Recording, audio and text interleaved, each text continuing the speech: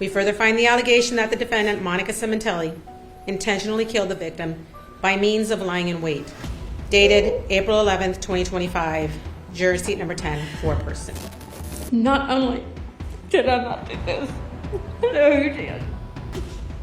I know Scott killed his father, took my husband, the father of Chris, Emily, and Amanda. Made a decision, and she says it later. If I have to go to jail for the rest of my life, it was worth it. Beyond naive smiles and tender gestures, these ordinary women hid pure evil beneath the surface. Female killers who walked among us, blending into everyday life while harboring dark and harmful intentions. From Monica Sementilli, a wife who staged her husband's death, to Krystal Whipple, a thief who killed over a $35 manicure. These women concealed monstrous secrets behind seemingly innocent faces. She just kept saying that he's gone, that I'm not a wife anymore. Just the weeping, the not being able to breathe. She was beyond devastated, beyond devastated. In 2017, a calm afternoon in Woodland Hills turned into a nightmare. Fabio Sementilli, a well-known celebrity hairstylist and a loving father, was found stabbed to death in his backyard. The news stunned the beauty industry and everyone who knew him. He was kind, talented, and deeply loved by his family. But behind the peaceful image of his home, something heartbreaking was unfolding. At first, it looked like a home invasion gone wrong. Police believed it was a random act of conflict. However, the truth was far more personal and painful. As detectives searched for answers, they began to uncover secrets that would leave everyone speechless. Investigators eventually turned their focus to someone else, Fabio's wife, Monica.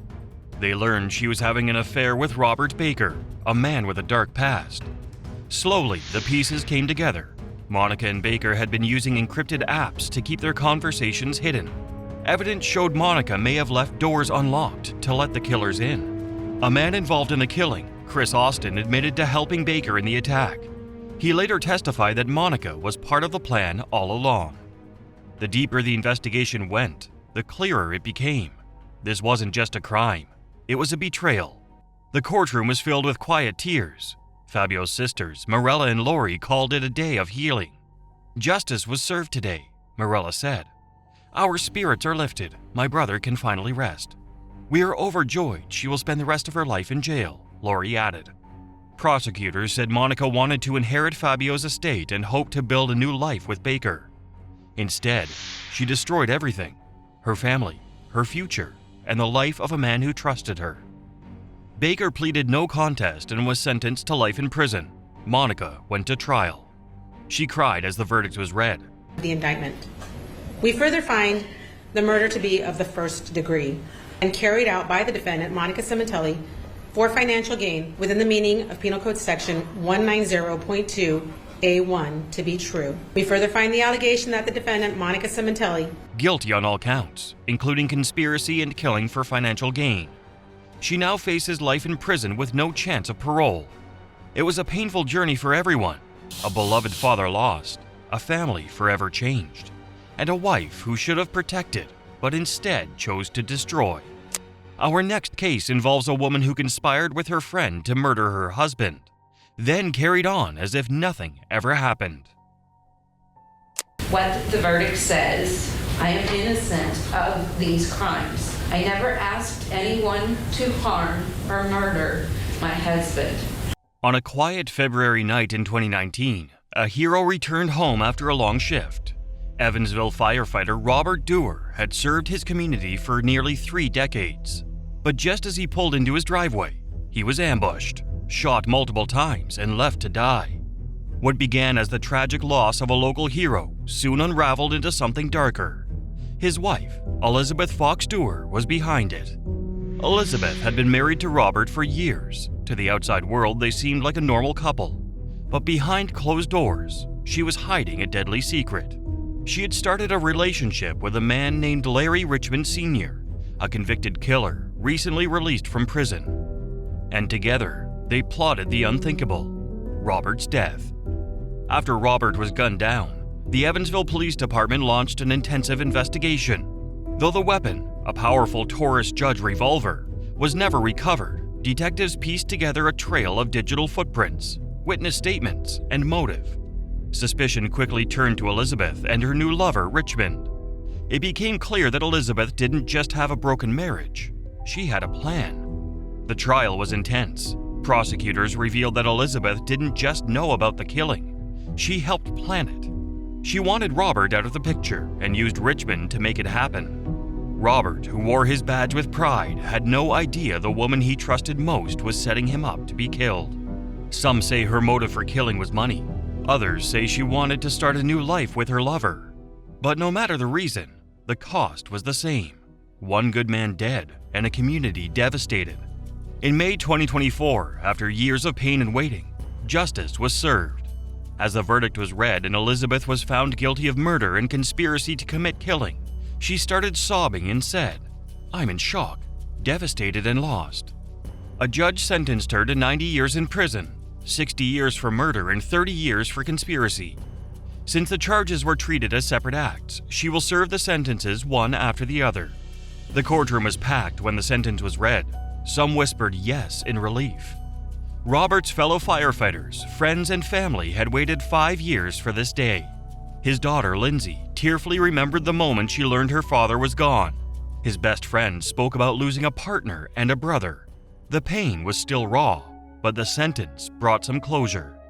Elizabeth showed little emotion, even as the sentence was read. She plans to appeal, but for Robert's loved ones, the message was clear.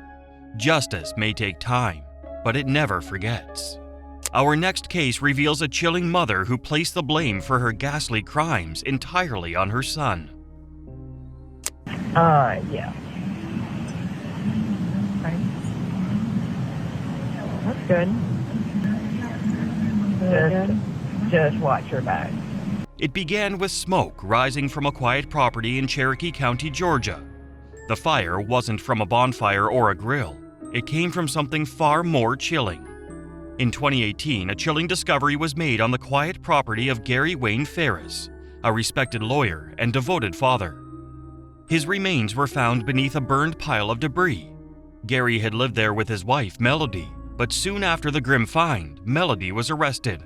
As detectives dug deeper into the case, they uncovered a trail of troubling signs, lies, inconsistencies in Melody's story, and a history of tension within the family.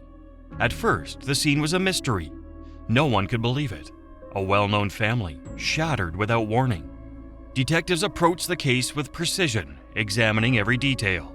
As the investigation unfolded, suspicion gradually turned toward Melody. They interviewed the couple's 3 children, Emily, Chris, and Scott. They searched the property, inspected the burn pile, and analyzed Melody's statements against the physical evidence. She was arrested and charged not only with Gary's killing, but also with attempting to cover it up. Despite the charges, Melody maintained her innocence. At sentencing, Melody finally broke her silence. She told the courtroom she had stayed quiet for over 6 years, following legal advice and trying to protect her family. But now, she said she couldn't hold it in any longer. Looking directly at her son, she admitted she could no longer protect him. She recalled seeing him near the fire that day. At first, he claimed he was just making sure it didn't spread, but later his story changed. Still, none of these claims changed the outcome. Nothing Melody said in court was enough to prove someone else was responsible. So what tore this family apart was a combination of long-standing issues in the marriage. Prosecutors highlighted a past affair and more recent arguments over money. It was a slow unraveling that ultimately ended in tragedy. And while the court reached a verdict, what truly happened in those final moments remains unclear. In court, she claimed her son, Scott, was behind it all. She described him as angry and unpredictable, and said he even failed a lie detector test. She said he framed her, but the court saw things differently. Tears came into Melody's eyes when the verdict was read, and she was sentenced to life in prison with the possibility of parole after 30 years. She also received 2 additional 5-year sentences, one for hiding Gary's death, the other for making false statements. We, the jury, as to count 4, find the defendant guilty. The sentences would run concurrently, but the judge made it clear parole was unlikely. A once intact family was left in pieces. Her husband was gone. A mother stood accused by her children. 3 siblings were left with wounds that time alone can't heal. And the long, painful silence of a family that may never find peace. Our next case is even colder. A woman driven by revenge, leaving behind a trail of her own family's lives. She came into my life telling me that she was there. She wasn't there to pull my family apart.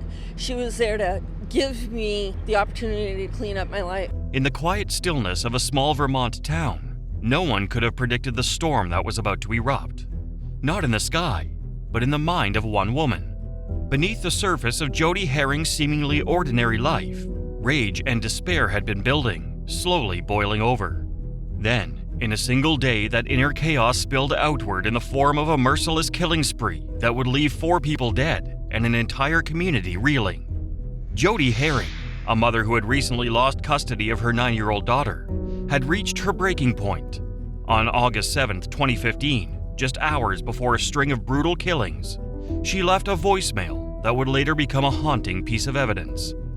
"You might want to stop. Calling DCF or I'm going to come there and shoot your brains out," she screamed into the answering machine of her relatives. Those words, once dismissed as a desperate outburst, turned into a terrifying prophecy.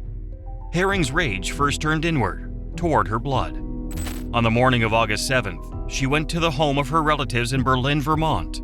Inside the house were Rhonda Herring, her cousin's mother, Regina Herring, her aunt, Julie Falzarano, her grandmother. What unfolded was a silent massacre. The 3 women were shot dead.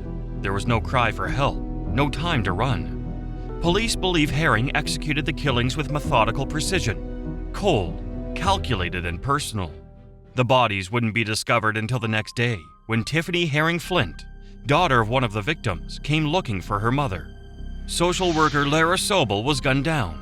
Later that same day, Herring took her fury to the state itself. Around 4:45 p.m., as Lara Sobel, a social worker with DCF, walked out of her office in downtown Barrie, Herring was waiting. Armed with a hunting rifle, she shot Sobel twice in the torso in front of horrified witnesses. Sobel collapsed near the building steps, and bystanders quickly restrained Herring until police arrived. Witness Carlin Sizemore testified that Herring was shouting, waving the rifle wildly, and yelling, "They didn't listen to me. It was my 9-year-old daughter. They got what they deserved." Jody Herring believed that the people closest to her had betrayed her. She was convinced that her relatives had been speaking to the Vermont Department for Children and Families, influencing the agency's decision to take away her daughter. For Herring, this wasn't just about custody. It was personal. It was war. In her eyes, those who helped DCF had destroyed her family, and now she would destroy theirs. During the sentencing hearing, defense attorney David Slay painted a dark picture of Herring's past. Growing up in a household of 16 children, Herring and her relatives were allegedly victims of ongoing physical, emotional, and psychological mistreatment. The trauma left deep psychological scars. Slay revealed that Herring's mental health had been rapidly deteriorating. She had recently been released early from a 90-day involuntary commitment at a psychiatric facility. If the system hadn't failed her again, he argued, she would have still been hospitalized the day the deaths occurred. Count 1, which is the murder of Julie Falzarano, sentence will be 20 years to life to serve. In July, Jody Herring pleaded guilty to first-degree murder for the death of Lara Sobel and 3 counts of second-degree murder for the deaths of her relatives. I've been a mean person in my whole life, and Mr. Sobel is right. The loss of a child is so hard to endure. Felicia's right here. Desiree's up in the Chittenden County Correctional Center with me. As the verdict was read, Jody broke down in court. The plea agreement recommends a sentence of 20 years to life for the second-degree murder charges. The decision of whether she will spend the rest of her life behind bars without the possibility of parole for Sobel's murder now rests with Superior Court Judge John Pacht. As the hearing continues, Vermont is left reeling from the horrific events.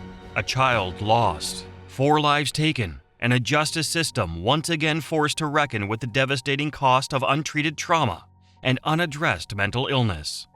Our next case is pure horror, where a $35 manicure led to a life being taken without a second thought. I don't know the laws, and I don't care what it'll take. I will get you a lawyer. We will fix this. Just come home, call me, call Grandma. We could do this. We could do this together. It was an ordinary day in Las Vegas when something unthinkable happened outside a small nail salon. What began as a routine manicure ended in a tragedy that would leave a family shattered and a city in shock. This is the case of Krystal Whipple and the tragic death of a hardworking mother, Annie Knock Nguyen. Annie Nguyen was a loving mother, a dedicated worker, and a woman who gave everything to support her daughters. She managed Krystal Nails and Spa and often worked 12 to 14 hours a day, 7 days a week. On the day of the incident in December 2018, she was just doing her job, offering someone a $35 manicure. That customer was 23-year-old Krystal Whipple.